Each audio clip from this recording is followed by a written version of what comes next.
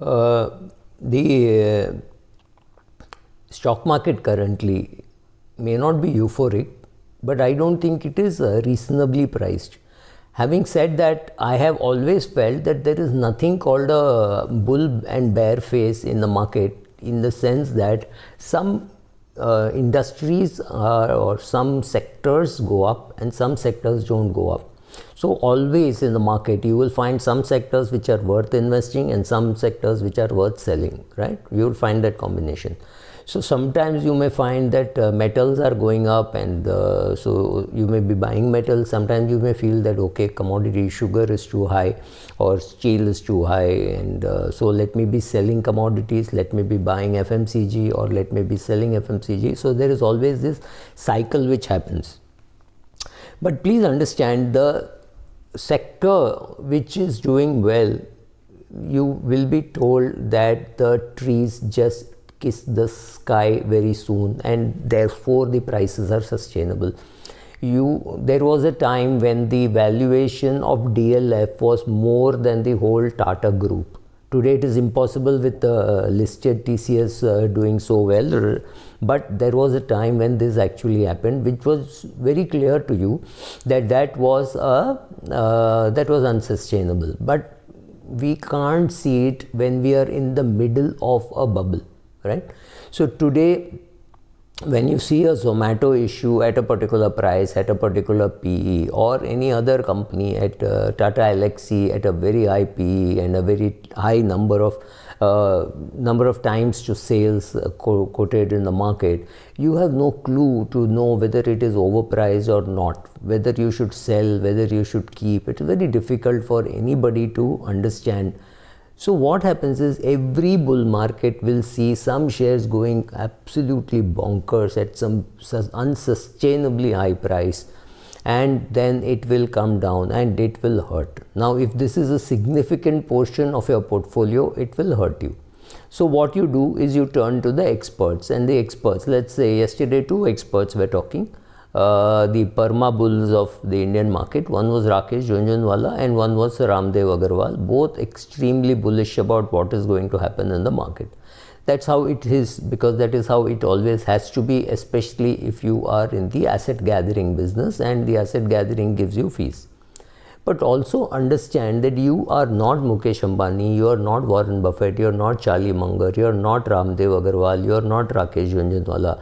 You are yourself. You know how much money you have invested in equities, what is your comfort level, and at what level you will panic, right? So somebody tells you that the trees will kiss the sky, that's fine for you to believe, but you also have to understand that you cannot make very big mistakes. So what are the kind of mistakes that I see people make? Well, when people come in a bull market and they do asset allocation, they want all their money to be in equities, right? They wouldn't mind pledging their father's golden tooth and borrowing against that and put money in equities. That's what they want. Every rupee should be in equity, even if they are business people and they have see, when you're doing business, your business is risk, right? So that money, whatever is worth, is equity, and your portfolio is equity. You don't want to hear debt say, oh, debt mein kya return milta hai? There is no return that I get in debt. That's fantastic, but that is exactly why you should be doing asset allocation far more sensibly, right? So Ramdev Agarwal or Rakesh Jhunjhunwala's lifestyle does not change whether the market is at 52,000, at 38,000 or at 102,000, right? It does not matter, it does not change.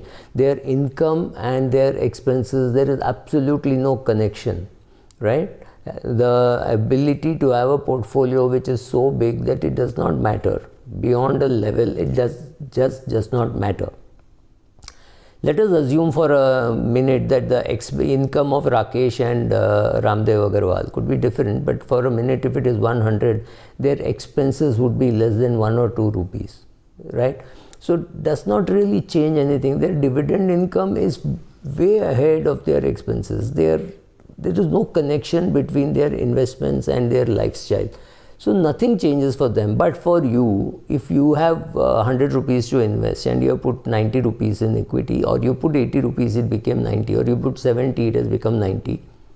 It is time for you to take some money out and put it in debt, not because the market is going to fall, not because I told you, not because I did it. In fact, I am not doing it.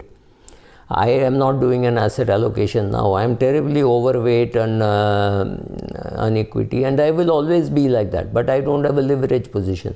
Largely what happens for big bullish, big investors, when they are bullish, they have borrowed money also in the market. For me, that will never happen. I will never have borrowings, and I will never invest borrowed money. I know how to borrow very sensibly, how to invest, but I'm not in that game at all. But these people would do it, typically, like Rakesh says, गाँव का पैसा भी market में है. If he feels the market is going to come down, he will sell off and he will repay the loan. That's fine. That's by him. You have to decide what you want to do with your portfolio. This is a terrible time to be allocating more and more to equity. It's a terrible time. Last week I met a industrialist, a businessman, and he wanted to put much more money into equity than he already had. I had to explain to him that his main business is risk, right? If your main business is, of course he is in some other business, there is no great risk. Even during pandemic he was doing very well. But do you want to take so much risk, and why do you want to take so much risk? So 50-year-old women, 50 plus women, I had them remove some money from their equity portfolio. They were about 80% in equity, and they were not picking the stocks themselves, they were not picking the funds themselves, they needed help. That is not a great symptom of wanting to be in equity. So I forced them to remove some money and put it into LIC pension plan, one pension to start in 5 years and one pension to start in 12 years, saying this is not going to increase your return, but it is going to reduce your risk, right? So in a bull market, everybody tells you, oh, the market will never come down. This is a new kind of a permanent high. The markets will sustain. India is such a big market, blah, blah, blah. The government is doing so much, so many airports, so planes will be flying all over the place, and the airlines will do well, hotels will do well. All that is true, all that is fantastic. But the question is, will you get upset if the portfolio falls? Will it make a major change in your life? Will you have to tell your parents, look, I can't come to visit you because I don't have money. I've lost a lot of money in the market, right? If you are in that category, then you have to rebalance. You have to make sure that your assets and liabilities match your style. Don't get carried away by what you hear on television. There is no crystal ball. We are all staring into a laptop or a phone today while talking. There is no crystal ball for me to say, oh, commodities in the middle of a super cycle. I have no clue, right? And many people don't have a clue. Some of us are brilliant. We know we don't have a clue. Some of us are not so brilliant, and we think that we can come and talk some nonsense and get away with it, right?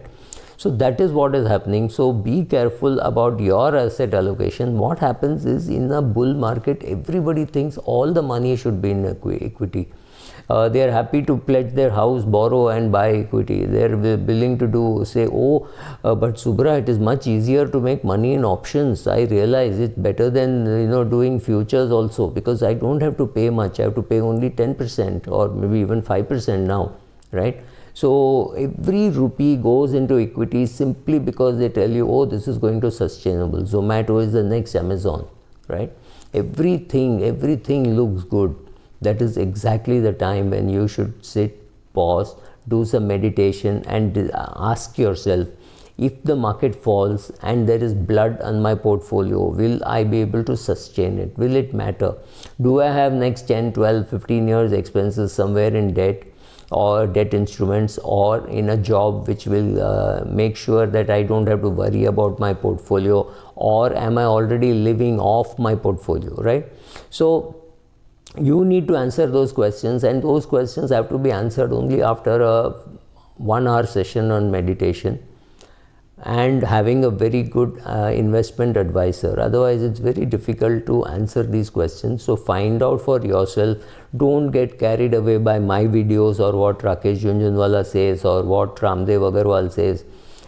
Please understand, many people today even in YouTube are in asset gathering, or they are in helping people gather assets, which means they are advertising. So somebody will come and tell you, oh, the XYZ mutual fund, this scheme is doing very well. Understand whether there is a vested interest in talking about that scheme on that day because it has got an NFO, or because they want to relaunch it, or it was a closed scheme which has become open-ended. Find out what is happening. Everybody is selling something, right? I am selling books. Everybody has some product to sell something. Therefore, we are here. We are communicating with you. We are very happy that you are giving us your time. We are telling you it's free. It's not, because there are Google ads on which I make some money, not great amount of money, but some money. Or I hope that people look at my books and buy my books. But let me tell you that also, these books have already been sold. I have been paid. So if number of copies sell more, it does not matter to me, except to my ego and saying, oh, my book sales have crossed 2 lakh copies. That's great. But it does not matter beyond that, right?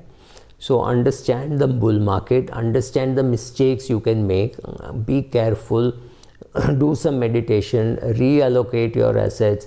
Don't get carried away by experts. Their lives are very different from yours. Thank you.